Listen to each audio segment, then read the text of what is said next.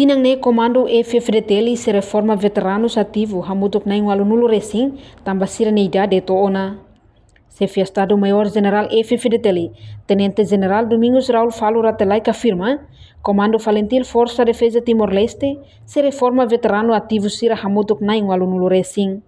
Ter valor, questão técnica financeira administrativas, se processo roto e fim do ano fulan dezembro.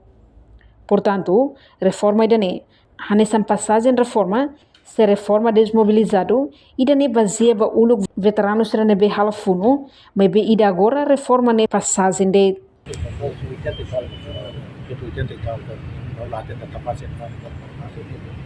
veterano é classificado de 24 anos, de 15 a 19 anos, ou 8 a 14 anos, 4 a 7 anos, se conseguia. Mas o decreto é uma reforma com critério válido do beneficiário na parte para nossa usa uniforme, minha pensão serve a regula rodeona de ano, verificamos se ato aplica para ter questões de técnicas financeiras administrativas se para muito é decidido em dezembro. Né desmobilizado né reforma desmobilizado vida né essa para reforma passagem a reforma desmobilizado né o tira para o né para desmobilizar agora né essa para reforma ali. Reportagem Melania Conceição, Televisão Timor-Post. Janela informação ba emogoto.